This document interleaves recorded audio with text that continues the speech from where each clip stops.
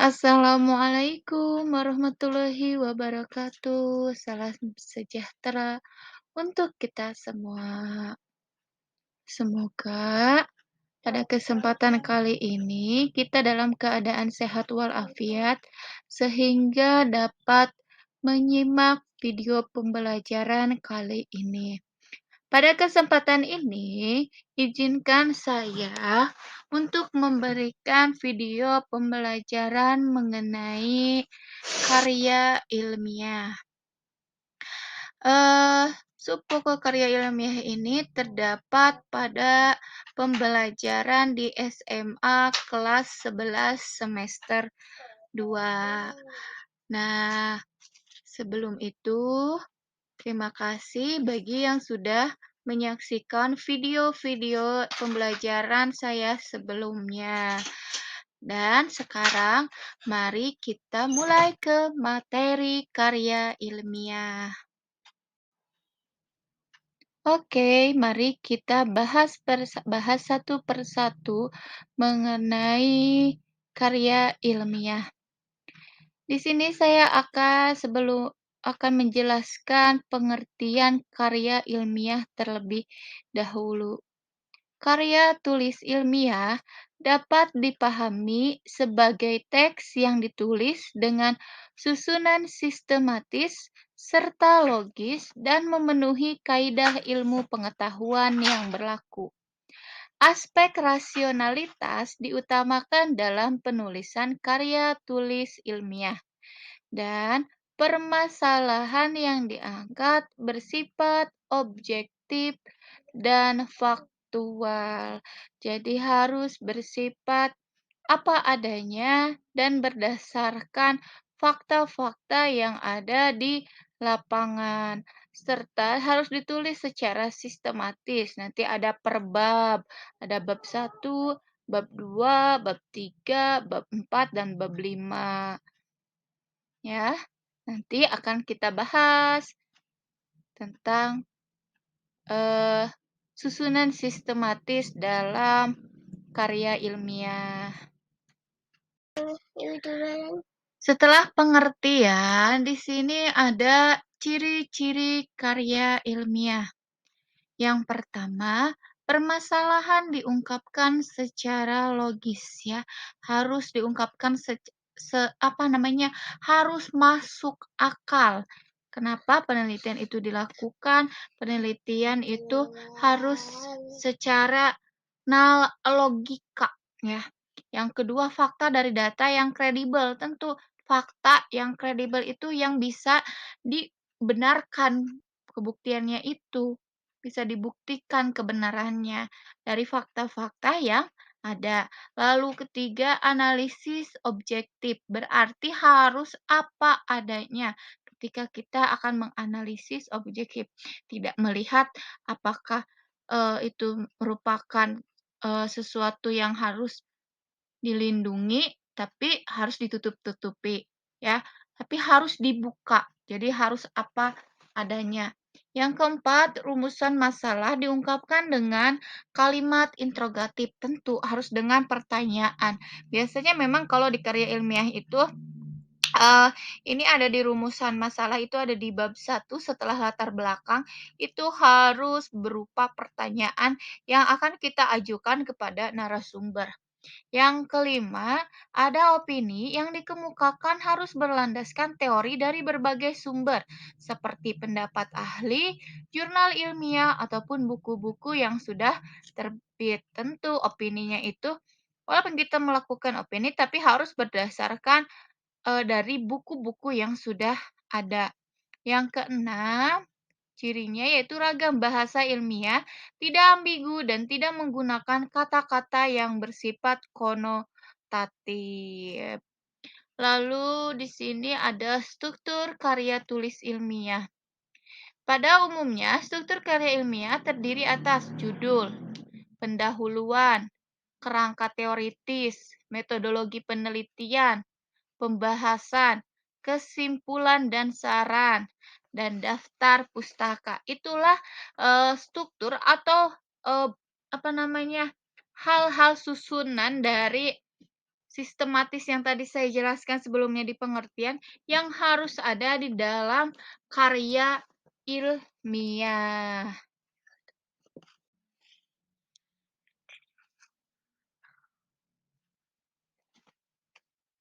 Nah, setelah tadi dilihat dari satu persatu struktur dalam karya ilmiah, mari kita jelaskan satu persatu mulai dari judul sampai daftar pustaka. Di sini satu ada judul. Judul dalam karya ilmiah dirumuskan dalam frasa yang jelas dan lengkap. Pembentukan judul dilakukan saat topik sudah ditentukan. Judul karya ilmiah haruslah menarik perhatian pembaca. Tentu, ketika sebelum kita melakukan sebuah judul, kita harus ingat tujuan kita melakukan penelitian itu apa, lalu baru kita tentukan tema, topiknya, baru kita akan bisa menemukan sebuah judul. Setelah judul, di sini ada pendahuluan. Di dalam pendahuluan ada latar belakang. Dimaksudkan untuk menjelaskan alasan timbulnya masalah dan pentingnya untuk dibahas, baik dari segi pengembangan ilmu, kemasyarakatan, ataupun dalam kaitan dengan kehidupan pada umumnya. Dijelaskan pula mengapa peneliti mengangkat judul tersebut. Selain itu, di dalam latar belakang perlu dimunculkan hasil-hasil penelitian sebelumnya yang dianggap relevan dengan salah satu atau semua variabel yang ada di dalamnya. Ya, biasanya latar belakang itu tentang secara umumnya bagaimana kalian apa sih namanya, mengapa kalian ingin membuat penelitian tersebut. Nah, ini ada contoh latar belakang bab 1, yaitu pendahuluan. Masa pandemi ini membawa perubahan dalam segala aspek kehidupan kita. Belajar mengajar meski pandemi COVID-19. Maka dilaksanakanlah kegiatan belajar jarak jauh secara daring. Hal ini dinilai menjadi terobosan mutakhir di situasi seperti ini. Namun, solusi ini pada nyatanya juga memiliki efek dan beberapa hambatan, sehingga efektivitas kegiatan belajar jarak jauh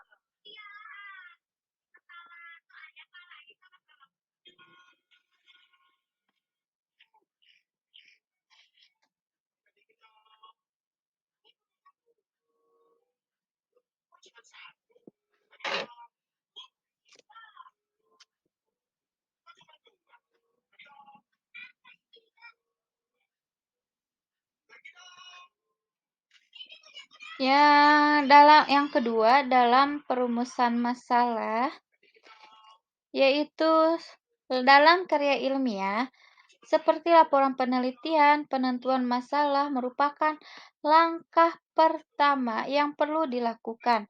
Masalah adalah segala sesuatu yang dianggap membingungkan oleh penulis. Dari adanya sesuatu yang dianggap membingungkan itulah, kemudian penulis menganggap perlu untuk melakukan langkah-langkah pemecahan. Misalnya melalui penelitian. Biasanya perumusan masalah selalu berupa pertanyaan. Kenapa misalkan kita memiliki sebuah pertanyaan, kenapa ini seperti ini? Kenapa misalkan batu itu bulat, ya. Nah, kita bisa melakukan penelitian dari masalah yang ingin kita ketahui, lalu dimasukkanlah ke dalam perumusan masalah ini dan berupa pertanyaan. Yang ketiga, di dalam pendahuluan, setelah latar belakang, rumusan masalah ada tujuan. Tujuan adalah pernyataan mengenai ruang lingkup dan kegiatan yang akan dilakukan berdasarkan masalah yang dirumuskan. Biasanya, tujuan berupa pernyataan. Setelah tadi rumusan masalah berupa pertanyaan, di sini tujuan berupa pernyataan. Yang ketiga, di dalam pendahuluan, setelah latar belakang rumusan masalah ada tujuan. Tujuan adalah pernyataan mengenai ruang lingkup dan kegiatan yang akan dilakukan berdasarkan masalah yang dirumuskan.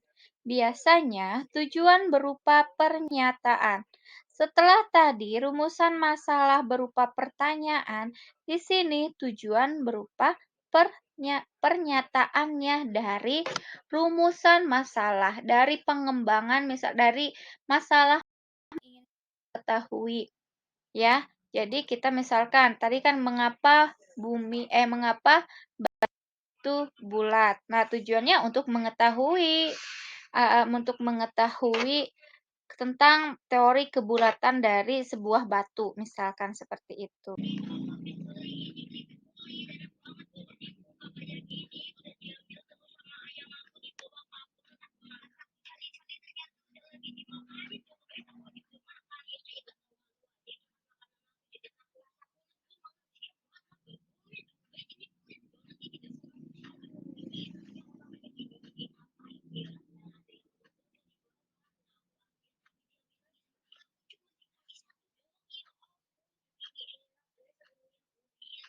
Ini ada contoh tujuan. Tujuan mengetahui efektivitas kegiatan belajar mengajar secara daring di Kota Surabaya, tidak terkecuali pada aspek pendidikan demi keberlangsungan kegiatan.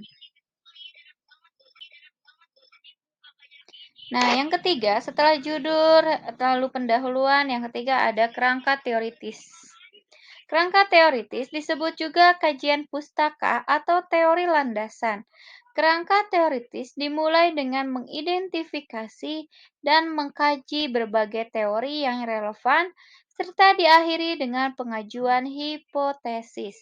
Hipotesis merupakan dugaan atau jawaban sementara terhadap permasalahan yang sedang dihadapi. Contoh kerangka teoritis, tinjauan pustaka. Ya. Kegiatan belajar jarak jauh merupakan pendidikan yang diberikan kepada siswa yang tidak dalam keadaan berkumpul di satu tempat secara rutin untuk menerima pelajaran secara langsung. Kegiatan berlangsung pada masa pandemi karena keadaan yang tidak memungkinkan untuk mengumpulkan siswa dalam satu tempat. Tinjauan pustaka itu biasanya berupa pengertian-pengertian dari judul-judul dari judul penelitian.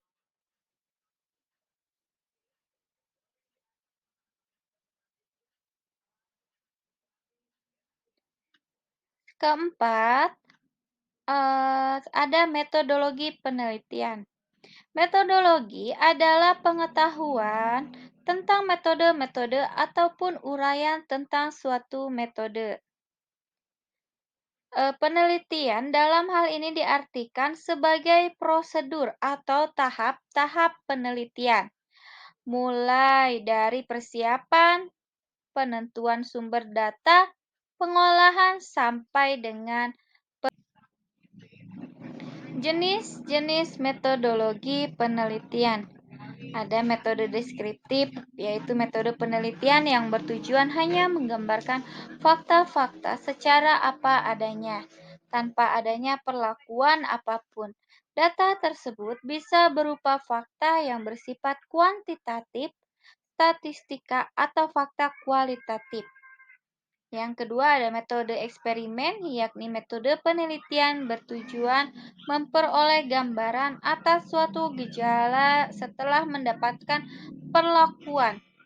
Yang ketiga ada metode penelitian tindakan kelas, yakni metode penelitian dengan tujuan untuk memperbaiki persoalan-persoalan yang terjadi pada kelas tertentu supaya tentang prestasi, misalnya tentang prestasi belajar siswa dalam kompetensi dasar tentang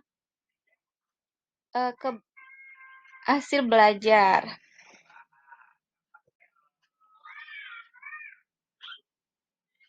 Lalu ada metode penelitian nih. Contoh metode penelitian. Penelitian ini merupakan jenis penelitian kualitatif dengan paradigma interpretatif menurut Newman. Paradigma interpretatif merupakan sebuah sistem sosial yang memakai perilaku secara detail langsung mengobservasi memandang suatu peristiwa sebagai suatu keunikan.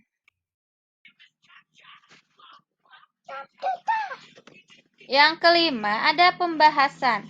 Bagian ini berisi paparan tentang isi pokok karya ilmiah terkait rumusan masalah tujuan penulisan yang dikemukakan pada bab pendahuluan.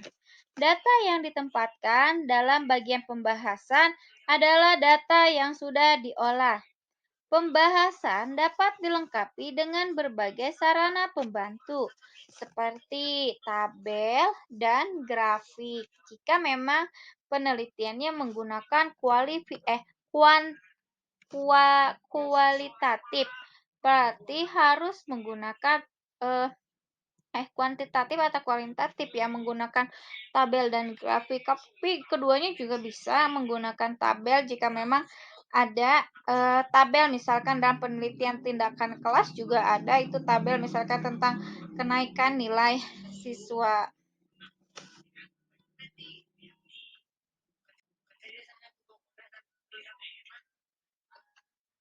Selanjutnya ada contoh pembahasan.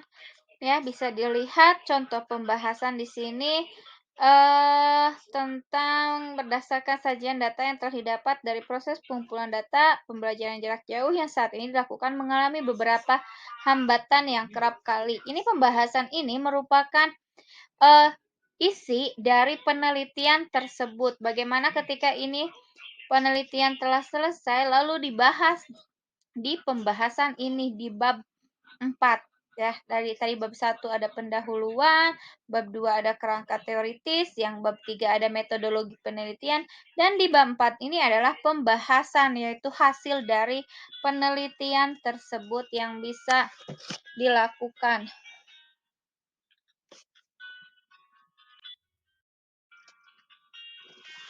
Selanjutnya ada simpulan dan saran.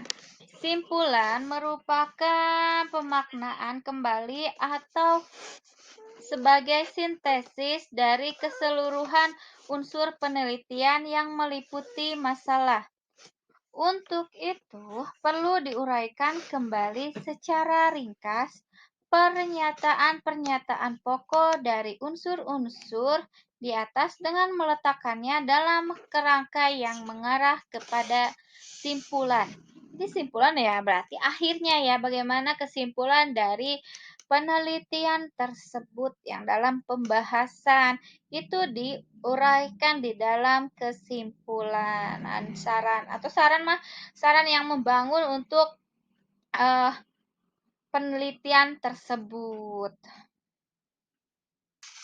Nah, di sini ada contoh simpulan ya dari bab 5 penutup. Pembelajaran jarak jauh yang saat ini diterapkan memang menjadi solusi utama agar kegiatan belajar mengajar tetap berjalan meski pandemi sedang melanda. Namun, dalam pelaksanaannya masih perlu adanya perbaikan di berbagai aspek. Hambatan utama yang perlu ditangani adalah tidak meratanya materi pembelajaran karena keterbatasan fasilitas yang dimiliki oleh siswa. Keterbatasan tersebut diantaranya kurangnya dana untuk membeli kuota internet dan tidak adanya fasilitas smartphone bagi beberapa siswa yang kurang mampu.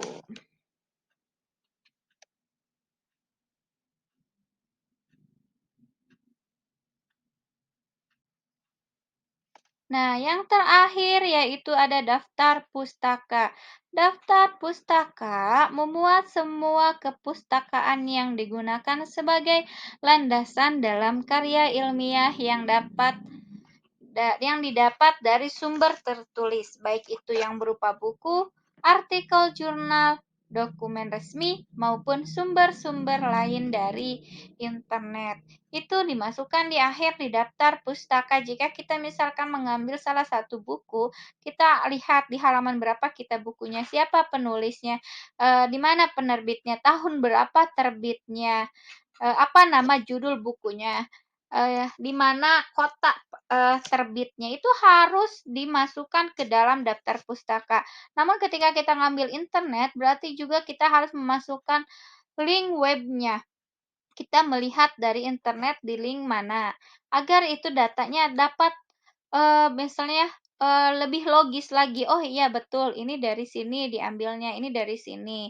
Ini adalah bukti keabsahan." Biasanya nih daftar pustaka itu nanti, dari kerangka teoritis ya, nanti kita mengambil dari mana, lalu kita masukkan ke dalam daftar pustaka. Nah, alhamdulillah materi hari ini selesai sampai di sini.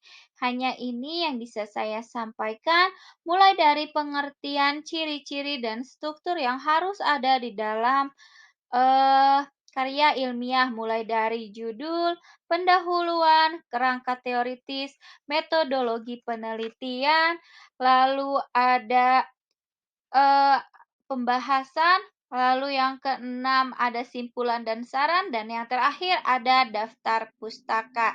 Saya mohon maaf jika ada penyampaiannya kurang jelas atau kata-kata saya terbata-bata atau ada suara dari luar, saya mohon maaf, saya punya anak kecilnya sedang masa aktif-aktifnya, jadi saya mohon maaf atas kendala dari video pembelajaran saya ini. Terima kasih sudah menyaksikan video pembelajaran saya pada kesempatan kali ini, dan insya Allah saya akan membuat video pembelajaran lainnya pada pertemuan berikutnya. Cukup sampai di sini, dan mohon maaf. Wabillahi taufiq wal hidayah. Wassalamualaikum warahmatullahi wabarakatuh.